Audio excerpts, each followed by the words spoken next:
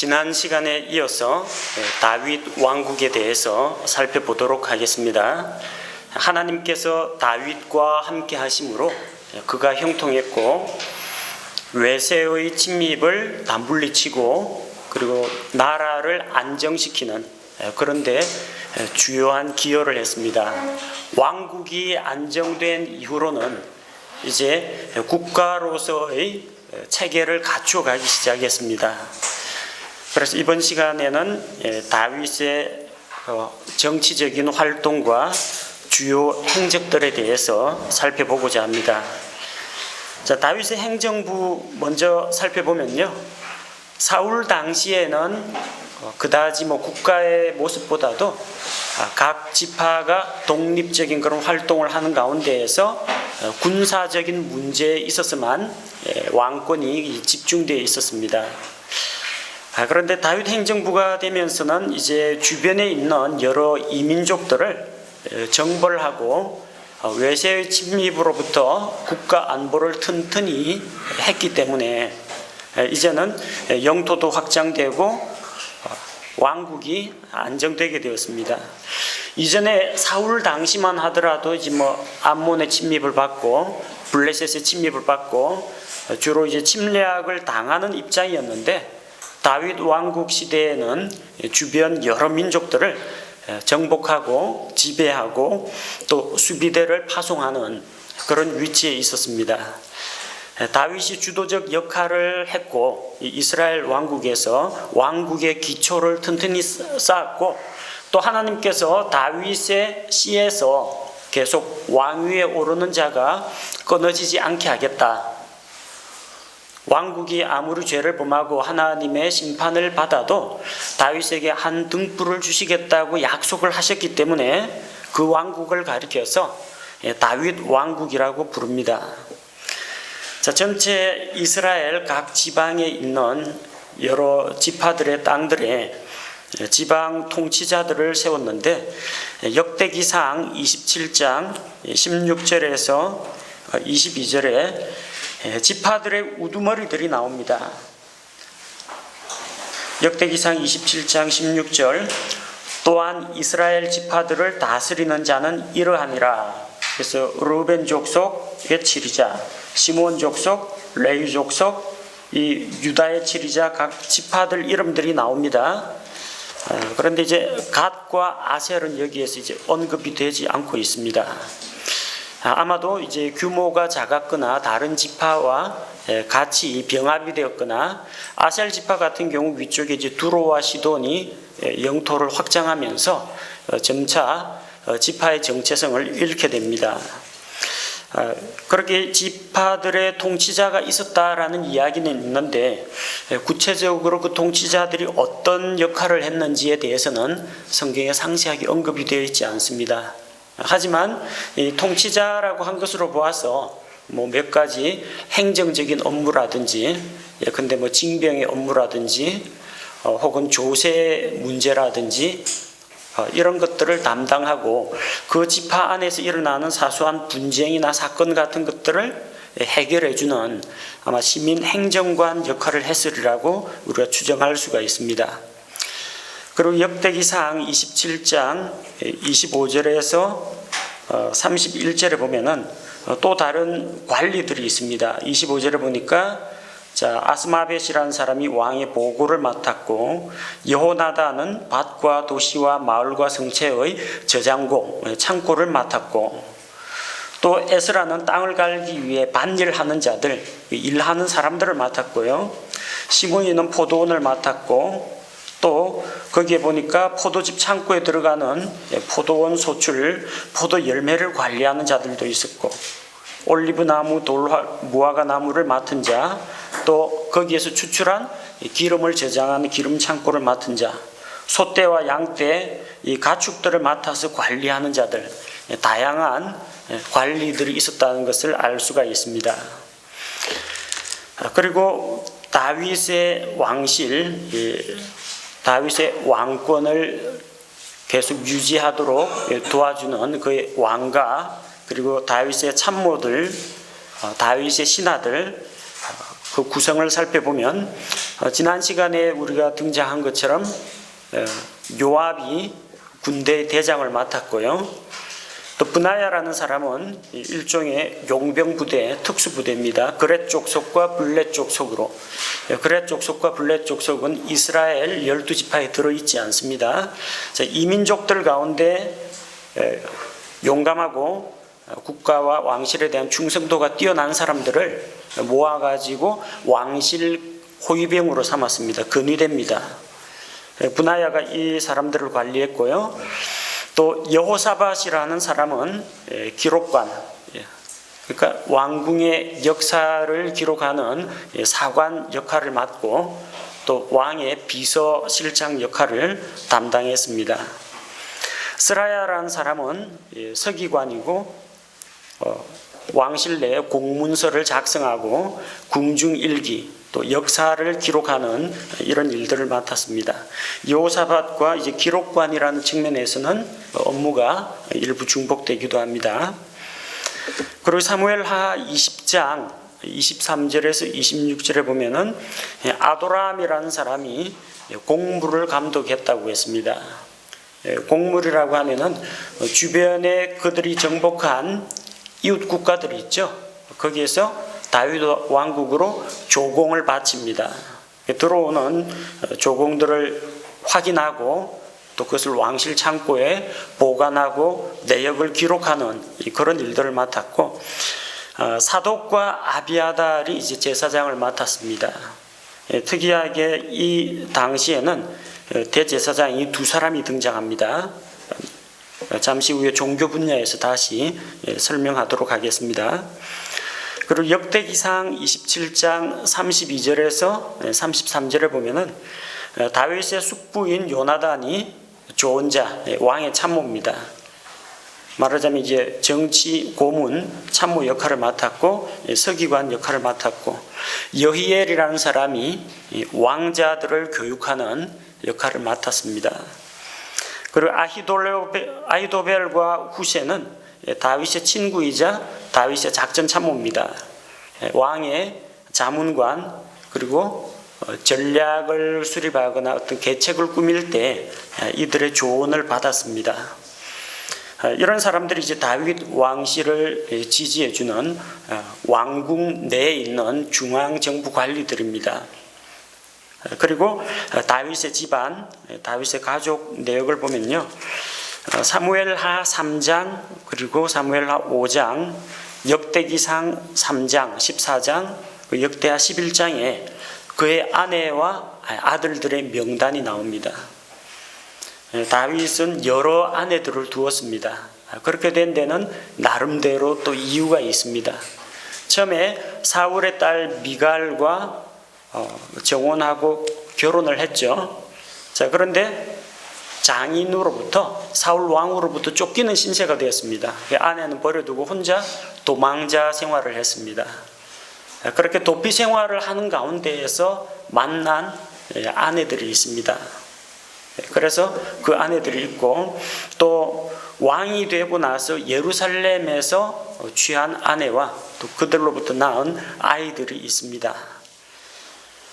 그래서 사무엘기하 3장 2절에 보니까 헤브론에서 다윗에게 아들들이 태어났는데 그의 맏아들은 예스레엘 여인 아히노암에게서 난 암논이라.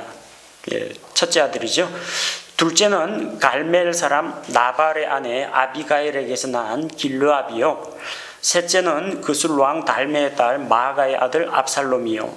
넷째는 학기스의 아들 아도니아요. 다섯째는 아비아달의 아들 스바디아요. 여섯째는 다윗의 아내 에글라로 말미암은 이두르엠이더라. 이들이 헤브론에서 다윗에게 태어나니. 헤브론에서 낳은 자들이 있고요. 그리고 또 나중에 사무엘기 하 5장에 보면요, 사무엘기 하 5장 13절에 다윗이 헤브론에서 올라온 뒤에 헤브론에 있을 때에는 유다 지파만 다윗을 왕으로 추대했습니다. 그런데 이제 사울의 가문 이스보셋 가문이 이제 완전히 망한 다음에 다른 이스라엘 유다 지파를 제외한 다른 지파들도 다윗을 왕으로 모시자고 해서 이스라엘 전체의 왕이 됩니다. 그래서 예루살렘에서 첩과 아내를 더 취했다고 했습니다. 앞서 언급한 그 여인들과 또 거기서 낳은 자녀들 외에 아들, 딸들이 여전히 태어났는데 14절에 보니까 예루살렘에서 그에게 태어난 자들의 이름은 삼무아, 소밥, 나단, 솔로몬, 이팔, 엘리수아, 네벡, 야비야, 엘리사마, 엘리아다, 엘리발렛, 이렇게 또 다른 자녀들을 낳았다는 걸 볼 수가 있습니다. 이들 이외에도 첩들도 있습니다. 첩들도 있는데 첩들의 이름은 정확하게 기록되어 있지는 않습니다. 다만 그 사무엘기 하 15장 거기 보면 압살롬이 자기 아버지 다윗에게 반역을 하고 반란을 일으키죠. 반란을 일으켜서 다윗이 반란군의 손에 넘어가기 전에 수도를 떠나가지고 요르단강을 건넙니다. 근데 압살롬의 작전 참모가 조언을 해주죠. 다윗 왕가에게 이제 모욕을 주고 아버지에게 모욕을 주고 또 이스라엘 이 반란군의 결속력을 다지기 위해서는 아버지의 첩들을 취하라고 합니다. 페륜이죠. 말하자면 자기에게는 친어머니는 아니지만 어머니 뻘인데 원래 이 전쟁이 일어나가지고 적군을 다 멸하고 나면은 적의 우두머리의 아내와 딸들은 정복한 정복자가 취합니다. 그 당시 풍습이. 그렇게 함으로써 압살롬이 다윗의 첩들, 첩들이지만 아내들이나 마찬가지입니다. 그 첩들을 취했다 하면은 압살롬이 승자의 권리를 가졌다라고 사람들이 보고 우리가 이긴 싸움이다 그렇게 생각하고 반란군의 결속력이 더해진다는 겁니다. 근데 압살롬의 반란을 피해서 달아날 때 다윗이 10명의 첩들에게 후궁들에게 남아서 궁을 지키게 했습니다. 여자들이 힘이 없는데 궁을 지키겠습니까? 다만 자기가 언제고 다시 돌아올 거라는 그런 생각을 가지고 후궁들은 데리고 떠나지 않고 남겨두었던 겁니다. 그걸 보면은 첩들이 한 10명 정도 있었다라는 것을 추측할 수가 있습니다. 아들들 이름은 기록된 것만 20명이 넘습니다. 그런데 첩들도 또 아들을 낳았을 거 아닙니까? 그건 일일이 기록은 되어 있지 않습니다. 강력한 통치자인 왕이 후궁과 이 처첩들을 많이 거느린 그 당시의 풍습을 따른 겁니다. 그런데 이건 하나님께서 명하신 건 아닙니다. 자기 아내가 죽어가지고 재혼을 했다 그러면 이제 그건 인정이 되는데 에덴 동산에서 하나님께서 처음으로 제정하신 그 결혼 제도는 가정을 이룰 때는 한 남자와 한 여자입니다. 그리고 우리가 지난번에 살펴본 신명기 17장 말씀에서도 왕이 된 자는 아내를 많이 두지 말라고 했습니다. 그 아내의 유혹을 받아가지고 왕이 판단을 거르치거나 잘못된 길로 빠질 위험이 있기 때문입니다. 또한 이스라엘의 종교 분야, 백성들의 신앙생활을 지도해주는 사람들이 있었는데 하나님의 말씀을 받아가지고 대언하는 대언자들이 있었습니다. 다윗 왕에게 조언을 해준 대언자들로 갓과 나단이 있습니다.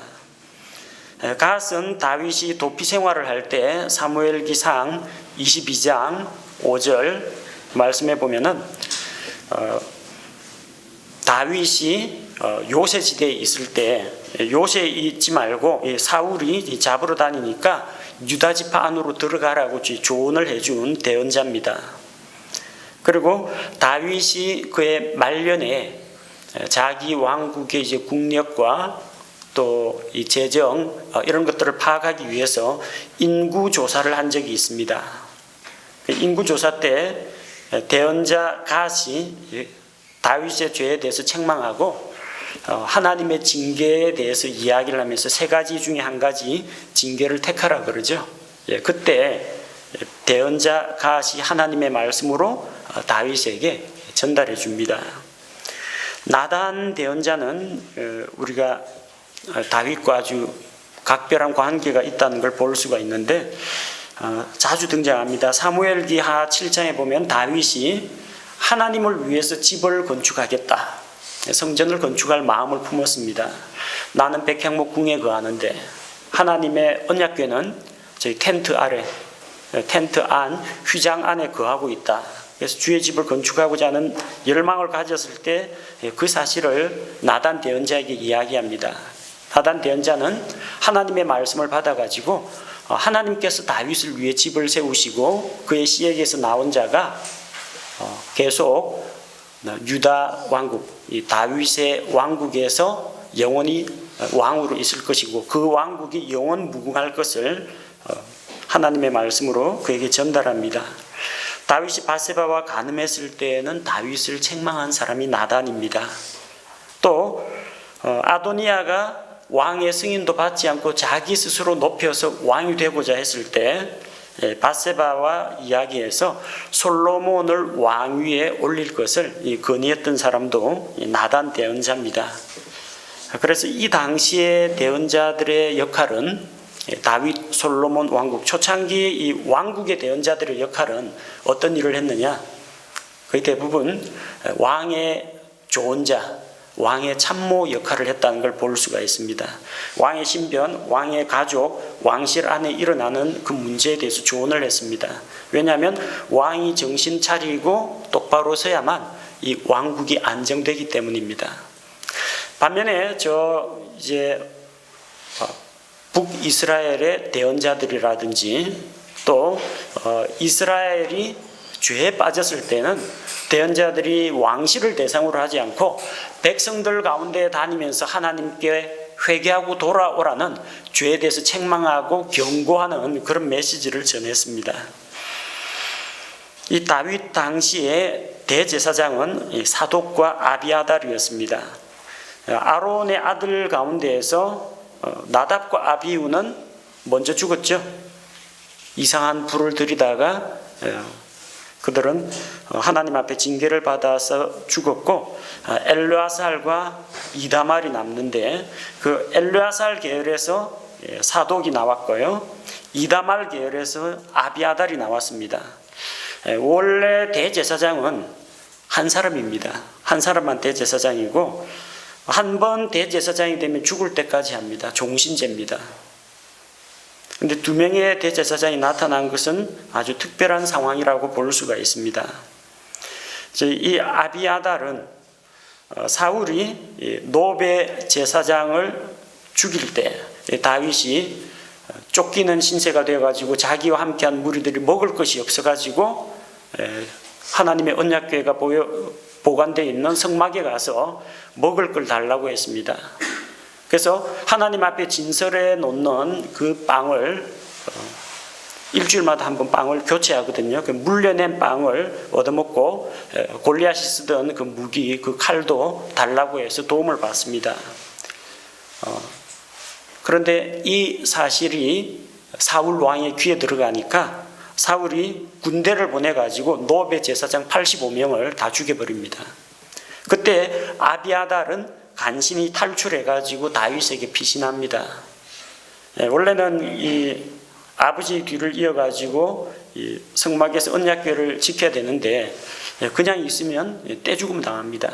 다윗이 너의 생명을 취하는 자가 나의 생명도 지금 쫓고 있으니까 나와 함께 같이 가자 해서 아비아달은 다윗에게로 갑니다.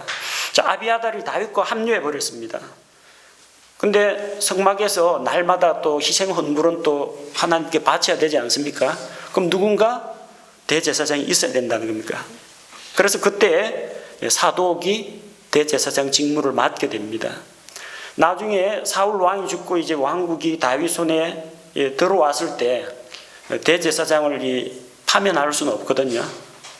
그러니까 원래 이 다윗에게 피신했던 원래 아버지 뒤를 이어가지고 아비아달이 맡아야 되는데 피난을 갔거든요. 다윗과 함께 있으면서 하나님께 묻고 하나님의 말씀을 전하고 그랬습니다. 한편에서는 사울 밑에서 대제사장 노릇을 하던 사독도 있습니다. 둘 다 하나님께서 인정한 제사장이기 때문에 둘 다 대제사장 역할을 같이 맡게 됩니다. 그런데 다윗 당시에는 사독이 언약궤에 대한 직무를 담당했습니다. 아비아달이 피신한 다음에 사독이 성막에 남아가지고 언약궤와 또 성소를 관리했기 때문에요. 자, 그런데 이제 아비아달은 그럼 어떻게 되느냐? 아비아달은 나중에 아도니아의 반역에 가담을 합니다. 아도니아가 자기를 높여서 스스로 왕이 되고자 하는데 또 이거 하려면 이제 정통성을 인정받으려면 어떻게 해야 되겠습니까?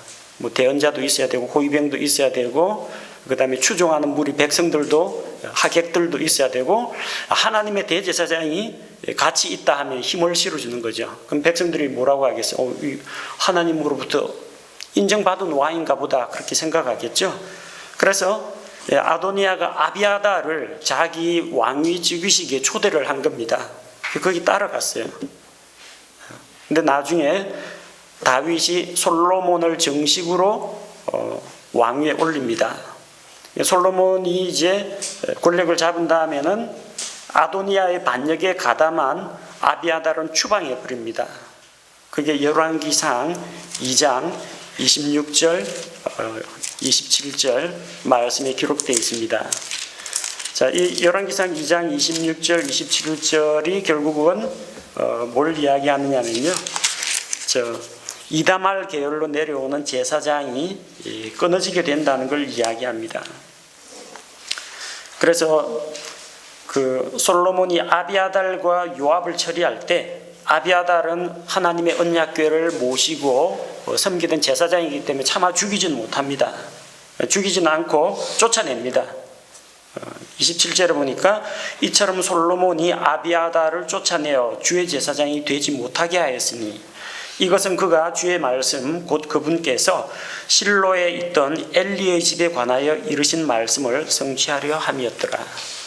그래서 사무엘기상에 나오는 엘리의 집에 대한 저주가 바로 솔로몬 때 성취가 되는 겁니다. 이다말 계열로 내려온 제사장이 아비아달이고요. 이 아비아달이 엘리의 집의 마지막 사람입니다. 그 다음부터는 엘리의 집에 이다말이 제사장직에서 파면된 그 이후로는 더 이상 제사장이 나오지 않습니다.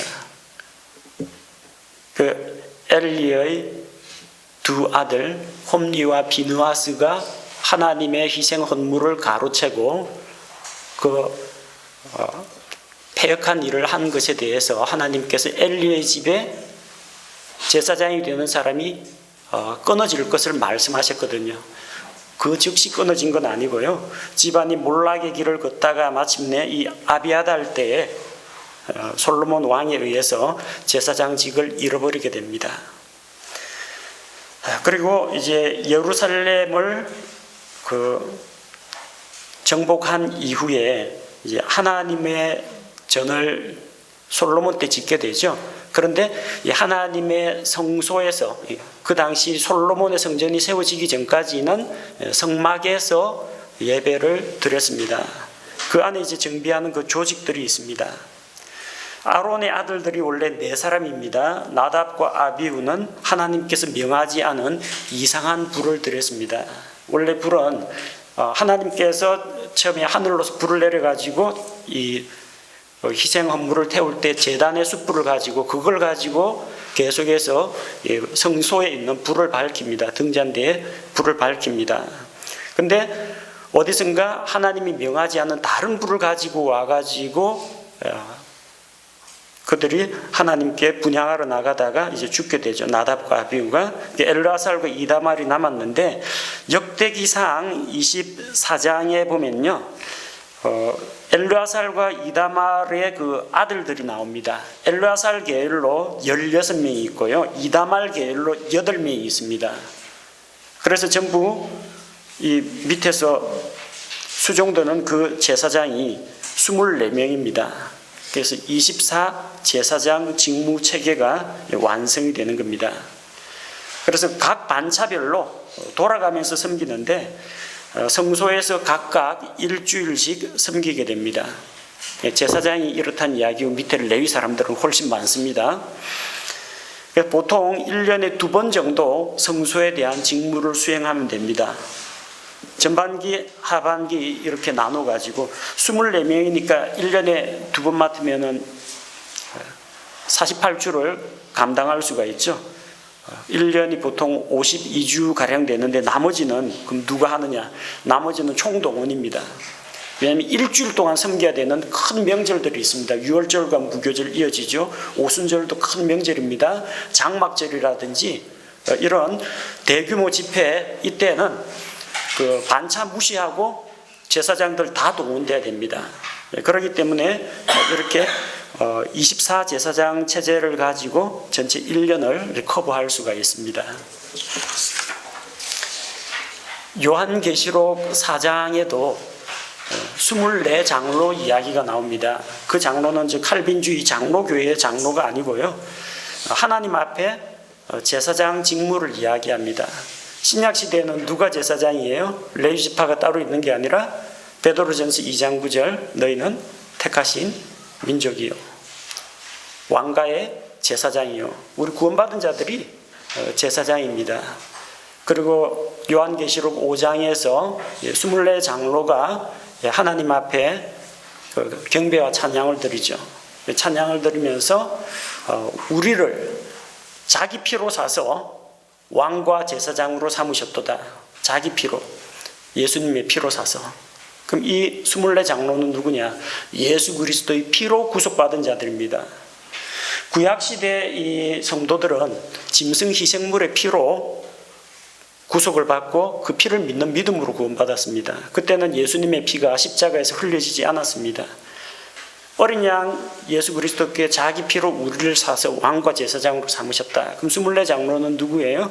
신약교회 성도들을 이야기합니다. 장로라고 해서 신약교회 장로, 감독, 목사 그 사람들만 구원받는다는 이야기가 아니라 신약교회 성도를 대표하는 사람들입니다. 왜 24이냐?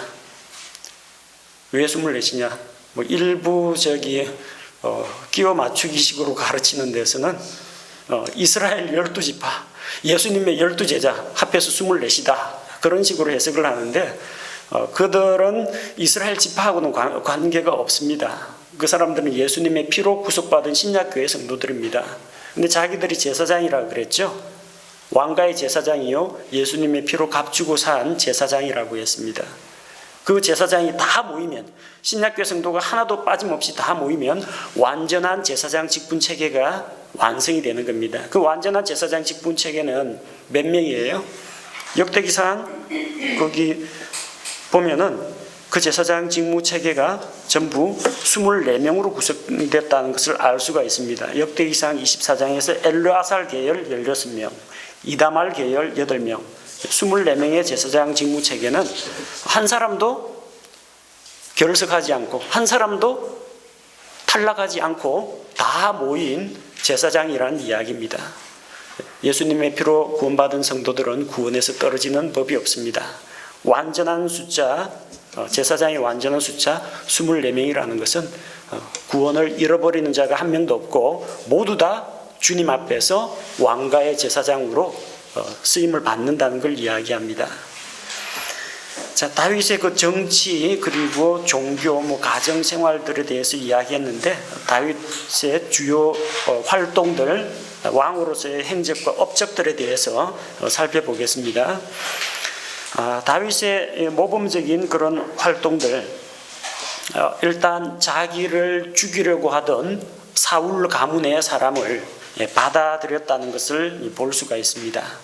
사울의 아들 요나단은 다윗을 자기 생명처럼 사랑하는 친구로 여겼습니다. 그리고 사울이 다윗을 죽이려고 할 때 요나단이 다윗을 탈출시켜주고 다윗과 요나단 사이에 언약을 맺습니다. 주께서 영원토록 나와 너 사이에 또 내 씨와 내 씨 사이에 우리 후손들 사이에 영원토록 함께 하실 것이라고, 또 내가 너에게 긍휼을 베푼 것처럼 너도 우리 집안이 망한 다음에 내 후손들에게 긍휼을 베풀어 달라고 했습니다. 근데 요나단에게는 무비보셋이라는 아들이 있었는데 길보아산 전투에서 사울이 죽임을 당하고 이스라엘 군대가 크게 패했다는 소식을 듣고 유모가 안고 도망가다가 애를 떨어뜨렸습니다. 그래서 두 다리를 다쳐가지고 두 다리를 다 저는, 양쪽 다 다리를 저는 이 절름발이었습니다. 근데 다윗이 예루살렘 정복하면서 자기 입으로 한 말이 있죠. 예루살렘을 정복하거든 눈먼 소경과 다리 저는 절름발이부터 제일 먼저 없애라. 왜냐하면 여부수 사람들이 예루살렘은 안전한 요새라고 생각을 하고 우리 가운데서 소경과 절름발이라도 너희를 막아낼 수 있다고 큰 소리 쳤습니다. 하지만 다윗은 수로를 통해서 성 안으로 병사들을 잡임시켜 가지고 결국은 성문을 열고 그 정복해 버렸습니다. 그래서 너희가 예루살렘을 정복하거든 다윗이 미워하는 소경과 절름발이를 죽이라고 해서 예루살렘에 소경과 절름발이가 다 없어졌습니다. 안 죽은 사람은 누구냐? 무비보셋이 안 죽었습니다. 요나단의 아들이기 때문에 그는 예루살렘에 거주할 수가 없음에도 불구하고 다리를 저는 자인데 예루살렘에 거할 뿐만 아니라 다윗의 왕궁에 거하면서 왕의 상에서 평생토록 함께 먹게 했습니다. 요나단과의 약속을 지키고 원수의 가문에도 은혜를 베풀어 준 걸 볼 수 있습니다. 이런 약자들을 돌아본 다윗의 그런 모습을 보십시오. 또 기브온 사람들을 위해서 현명한 재판을 해주었습니다.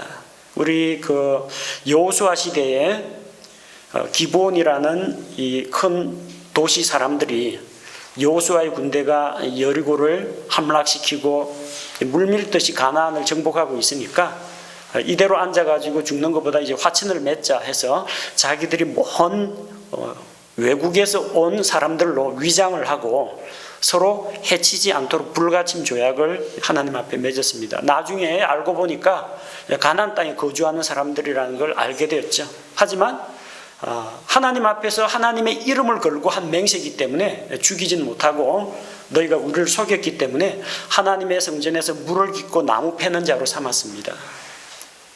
성전에서 성막에서 수종 드는 자로 삼았습니다. 근데 또 이 또 민족주의 정신 이게 또 투철한 사울이 왜 이스라엘 왕국 안에 저 가나안 사람이 살아남아 가지고 그 하느냐 해서 기브온 거민을 학살해 버렸습니다. 언약을 배반한 겁니다.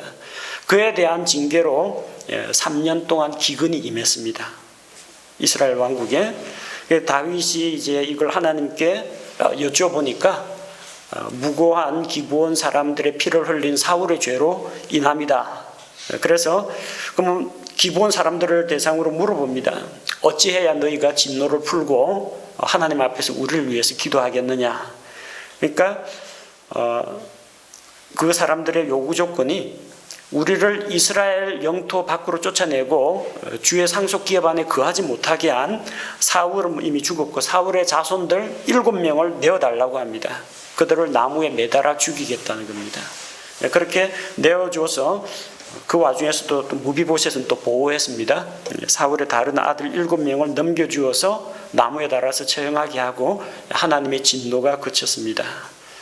자, 왕으로서 원수의 후손 또 왕으로서 이스라엘 가운데 거하는 외국인 이 가나안 사람 중에서 하나님의 보호 아래 들어온 남은 자들을 위해서 다윗이 이렇게 보호해 준 걸 볼 수가 있습니다. 다윗의 일생 가운데서 그렇다고 결점이 없었던 건 아닙니다. 다윗 역시 우리와 똑같은 사람입니다. 그래서 다윗은 우리가 기억하기로는 이제 2가지 잘못을 범한 걸 볼 수가 있습니다. 그 하나는 사무엘기하 11장에 나오는 밧세바와의 간음 사건입니다.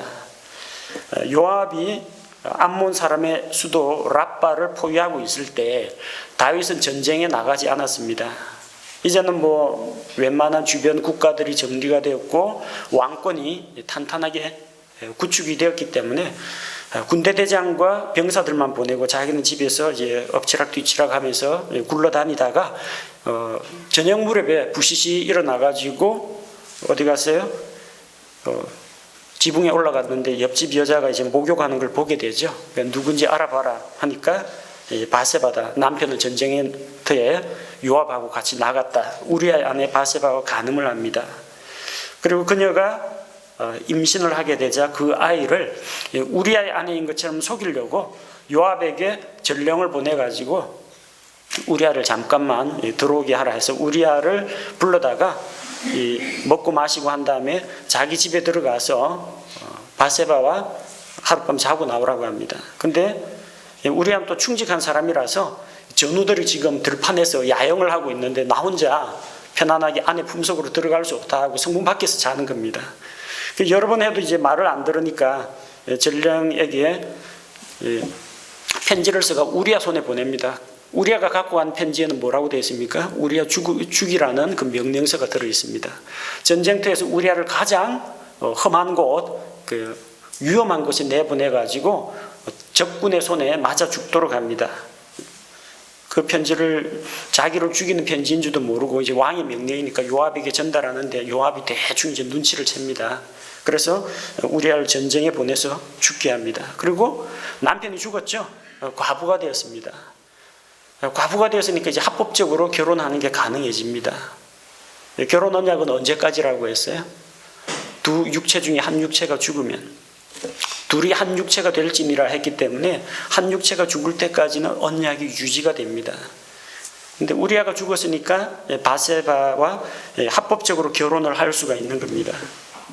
자, 그런데 바로 이것 때문에 대언자 나단으로부터 사무엘기하 12장에 책망을 받죠. 바세바와 간음을 했죠. 그 아이를 우리아의 아이로 속이려고 거짓말을 했죠. 우리아를 전쟁터에서 죽게 했죠. 10계명 가운데 이제 여러 개의 위반을 했습니다. 나단이 직접적으로는 말을 못하고 돌려가지고 이야기합니다. 어떤 사람이 양 100마리가 있는데 손님이 찾아오니까 자기 양은 아까워서 안 잡고 옆집에 있는 가난한 사람이 데리고 있는 하나밖에 없는 가족 같은 그 양을 잡아다 대신 잡아가지고 손님 접대를 했다고 하니까 이런 일을 한 자가 누구냐? 그는 벌을 받아 마땅한데 양을 4배로 갚아주어야 하리라.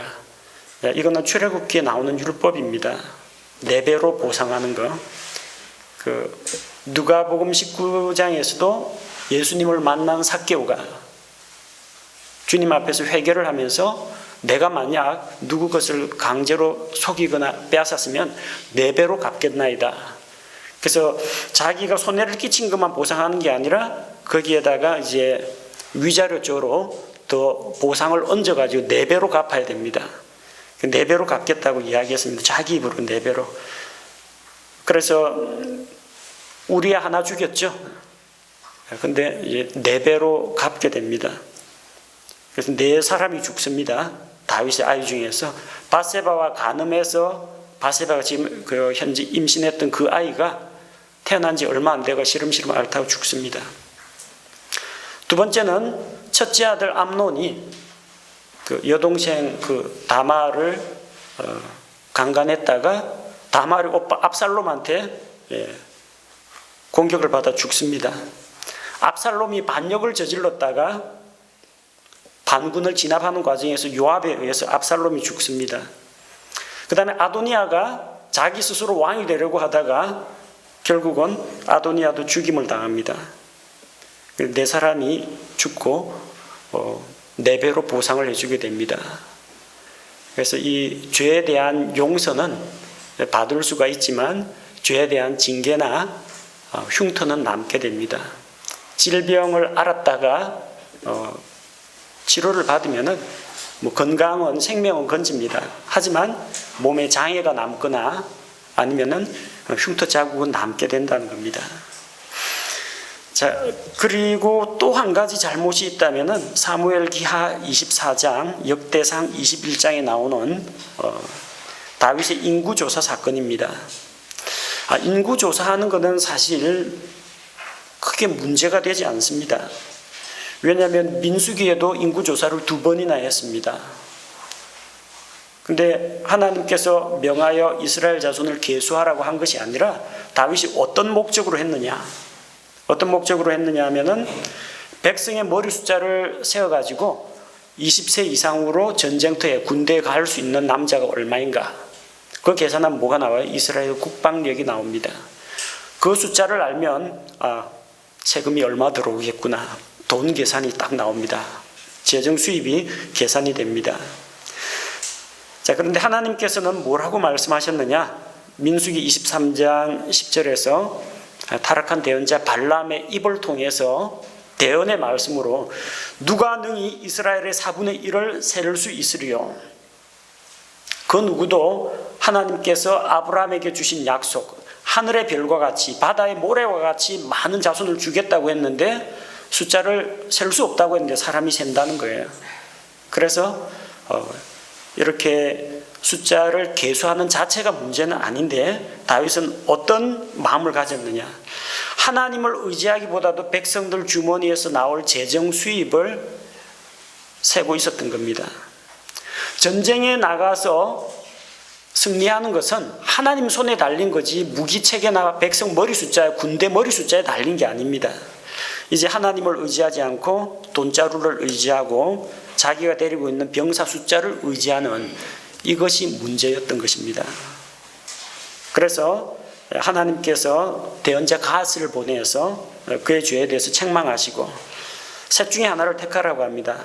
7년간의 기근, 7년 동안 기근이 될 것이냐, 석 달간 대적에게 너가 쫓겨다닐 것이냐, 아니면 하나님께서 사흘간 전염병을 내리실 것이냐. 여러분 같으면 뭐 택하겠어요? 이거 보는 관점이 여러 가지 관점입니다. 기간으로 나누는 7년 동안 괴롭힘을 당할래, 석 달간 괴롭힘을 당할래, 3일간 괴롭힘을 당할래, 기간으로 보기도 하고요. 부모님이 이전에 이야기하던 것 같습니다. 20대 맞을래, 5대 맞을래. 때리는 강도가 다르죠. 5대도 세게 때리면 무지 아픕니다. 또 혹은 7년 기근이라는 건 자연재앙입니다. 석 달간 대적에게 쫓긴다는 것은 뭐예요? 인재입니다. 사람으로부터 괴롭힘 당하는 겁니다. 3일간 전염병, 이거는 하나님께서 내리는 겁니다.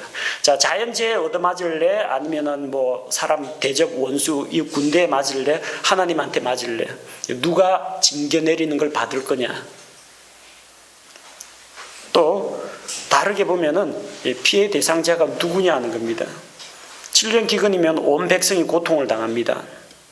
석 달간 대적에게 쫓기면요, 다윗이 쫓기는 겁니다. 백성은 안 쫓깁니다. 다윗이 자기가 몸으로 갚아야 됩니다. 3일간 전염병은 다윗은 전염병으로 안 죽습니다. 다윗의 가문에서 영원토록 왕이 끊어지지 않겠다고 했는데 다윗이 죽으면 안 되죠. 적어도 자기는 안 죽습니다. 다윗이 택한 거는 그런 이유에서 나는 3일간 짧게 맞겠다 그런 이야기도 아니고 백성만 고생당해라, 뭐 난 안 죽으니까 전염병 돌아버려라, 그런 취지가 아니고요. 다윗이 뭐라고 고백합니까? 자연재앙은 눈이 없습니다. 그냥 닥치는 대로 모든 사람에게 임합니다. 또 사람에게는 대적 원수는 자비심이 없습니다. 내가 주께서는 긍휼이 크시니 내가 사람의 손에 빠지지 않고 주의 손에 빠지길 원한다. 매를 맞아도 하나님께 맡겠다. 그런 각오로 3일간 전염병인데 이게 무섭습니다. 전염병 순식간입니다. 순식간에 많은 사람들을 죽게 만들 수가 있습니다. 그러나 하나님께서 이 예루살렘을 멸하려고 하다가 다윗과의 언약을 기억하시고 그 천사의 손을 멈추게 하시죠. 그리고 그 천사가 현현했던 그 자리에 하나님께 희생 헌물을 드리죠. 그 자리가 예루살렘 성전터입니다. 자, 다윗의 말년에는 왕위 계승 문제 때문에 또 어려움을 겪게 됩니다. 아까 그 본 아내들 명단이 있죠. 다 외우십니까? 아내 이름들, 다윗의 아내 이름들 꽤 많습니다. 아들들 이름 20명 넘습니다. 이거 다 못 외웁니다. 여러 아내와 아들들이 있는데 아내들이 전부 다 청탁할 거 아닙니까? 나중에 노후가 안정되려면 자기 아들이 왕위에 올라야 되니까. 이 아내들이 전부 다윗을 붙잡고 경쟁하고 시기하고 질투하고 이러죠. 또 아들들도 누가 왕이 되느냐 이거 가지고 서로 경쟁을 하니까 골육상잔이 벌어지게 되는 겁니다. 그런 다툼이 있었는데 그 대표적인 게 또 압살롬의 반역입니다. 자, 이 압살롬의 반역이라는 건요, 실은 좀 이 압살롬은 왕위에 오르고자 하는 그런 욕심이 오래전부터 있었다는 걸 알 수가 있습니다. 자, 왕위에 오를 왕위 계승 서열 후보 1위가 누구냐면 아히노암의 아들 암논입니다. 첫째 아들이거든요. 둘째 아들은 누구냐? 아비가일의 아들 길르압입니다. 셋째는 누구냐? 압살롬입니다. 압살롬이 제일 안타까워하는 게 이겁니다. 왜 하필 엄마는 셋째 부인이 돼가지고 첫째 부인 됐으면 이런 걱정 고민 안 할 텐데. 눈에 가시 같은 사람이 누구겠어요? 첫째 아들 암논입니다. 두 번째는 신경 안 써요. 아비가일의 아들 길르압. 이 사람은 정치 일체 관여 안 합니다. 아비가일도 내정에 왕 붙잡고 왕을 움직이고 흔드는 거 일체 안 합니다. 조용히 그냥 있습니다. 그러니까 누구만 없애면 되느냐? 암논만 없애면 됩니다. 근데 마침 그 빌미를 줬죠. 암논이 다말을 강간한 그걸 계기로 해서 암논을 죽입니다.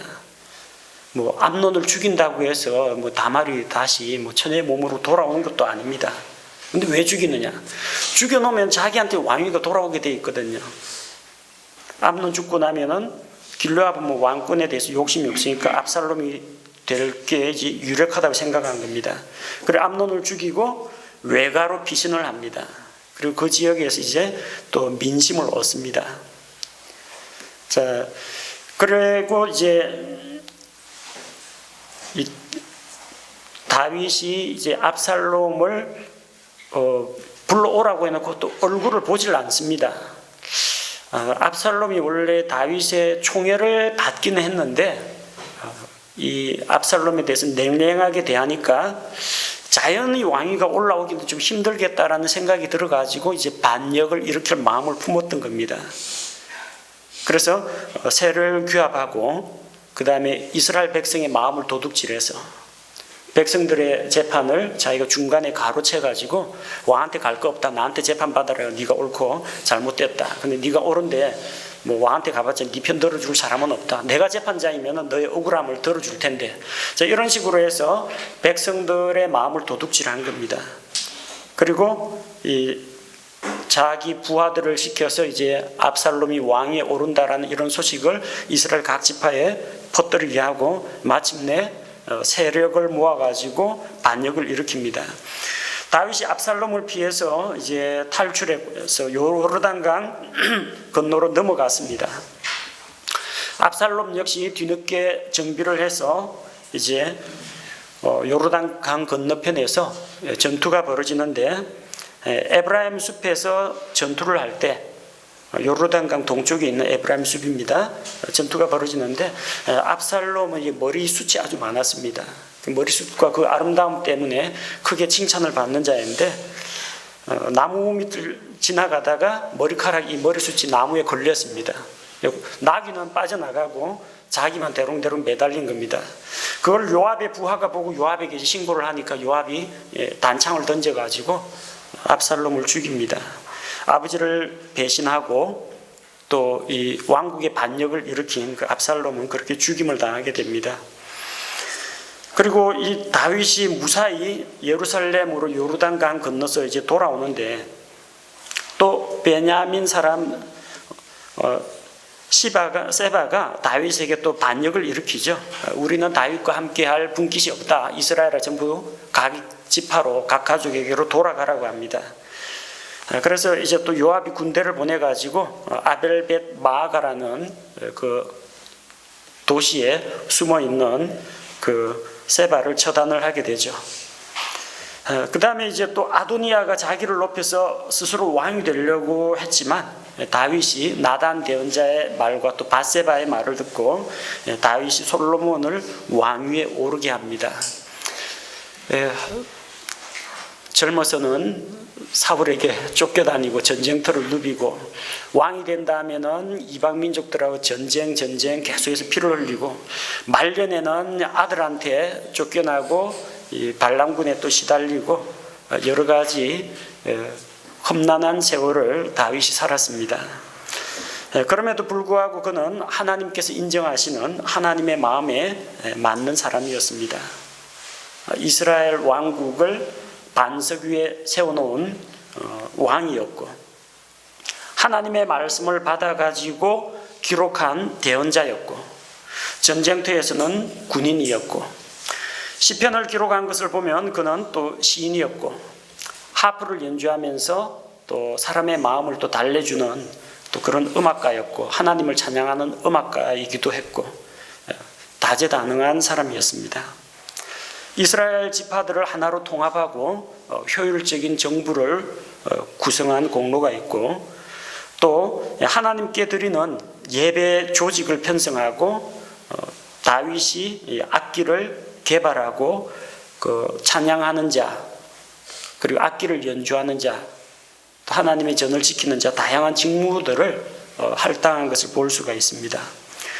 또 군대와 군대대장 용사들의 우두머리들을 또 불러 모아서 국가의 안정을 지키고 주변 왕국을 정복하면서 영토를 확장한 많은 훌륭한 업적을 이룬 왕이었습니다. 무엇보다도 중요한 것은 다윗의 씨를 통해서 이 땅에 예수 그리스도가 우리의 구원자로 오셨다는 사실입니다.